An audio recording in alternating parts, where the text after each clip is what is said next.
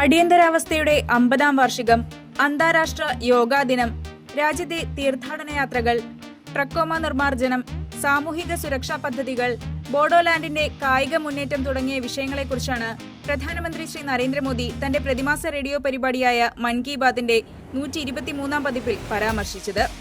അടിയന്തരാവസ്ഥ അടിച്ചേൽപ്പിച്ചതിന്റെ 50 വർഷം തികഞ്ഞ വേളയിൽ മുൻ പ്രധാനമന്ത്രിമാരായ മൊറാർജി ദേശായി, അടൽ ബിഹാരി വാജ്പേയി, മുൻ ഉപപ്രധാനമന്ത്രി ജഗ്ജീവൻ റാം എന്നിവരുടെ ശബ്ദരേഖ പരിപാടിയിൽ അദ്ദേഹം പങ്കുവച്ചു. അടിയന്തരാവസ്ഥ ഏർപ്പെടുത്തിയവർ നമ്മുടെ ഭരണഘടനയെ കൊലപ്പെടുത്തുക മാത്രമല്ല, നീതിന്യായ വ്യവസ്ഥയെ അടിമയായി നിലനിർത്തിയെന്നും പ്രധാനമന്ത്രി പറഞ്ഞു.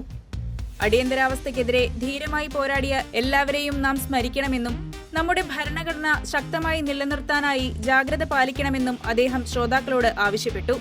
इमरजेंसी लगाने वालों ने न सिर्फ हमारे संविधान की हत्या की, बल्कि उनका इरादा न्यायपालिका को भी अपना गुलाम बनाए रखने का था.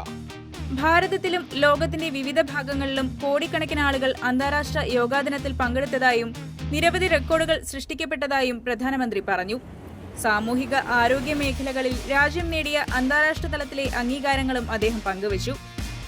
ലോകാരോഗ്യ സംഘടന ഭാരതത്തെ ട്രക്കോമ-രഹിത രാജ്യമായി പ്രഖ്യാപിച്ചതായി പറഞ്ഞ പ്രധാനമന്ത്രി, രോഗത്തിനെതിരെ പോരാടിയ ദശലക്ഷക്കണക്കിന് ആളുകളുടെ കഠിനാധ്വാനത്തിന്റെ ഫലമാണിതെന്നും കൂട്ടിച്ചേർത്തു. അന്താരാഷ്ട്ര തൊഴിൽ സംഘടനയുടെ റിപ്പോർട്ട് പ്രകാരം ഭാരതത്തിലെ ജനസംഖ്യയുടെ 64% പേർക്ക് ഇപ്പോൾ ഏതെങ്കിലും തരത്തിലുള്ള സാമൂഹിക സംരക്ഷണ ആനുകൂല്യങ്ങൾ ലഭിക്കുന്നുണ്ടെന്ന് അദ്ദേഹം ചൂണ്ടിക്കാട്ടി. രാജ്യത്തിന്റെ കായിക ഭൂപടത്തിൽ ബോഡോലാൻഡിന്റെ മുന്നേറ്റത്തെക്കുറിച്ചും അദ്ദേഹം വിവരിച്ചു. GI ടാഗ് ലഭിച്ച മേഘാലയയിലെ എറി സിൽക്ക്, സ്ത്രീകൾ നയിക്കുന്ന സംരംഭങ്ങളായ ഭദ്രാതി മില്ലറ്റ് മാജിക് ബിസ്ക്കറ്റുകൾ, ഗിരി സാനിറ്ററി പാഡുകൾ എന്നിവയെക്കുറിച്ചും അദ്ദേഹം പരാമർശിച്ചു. പരിസ്ഥിതിക്ക് വേണ്ടിയുള്ള പൂനെയിലെ ശ്രീ രമേശ് ഖർമലയുടെ പ്രവർത്തനങ്ങൾ, mission for million trees campaign, carbon neutral ഗ്രാമപഞ്ചായത്തായ പട്ടോദ എന്നിവയെക്കുറിച്ചും അദ്ദേഹം പങ്കുവച്ചു.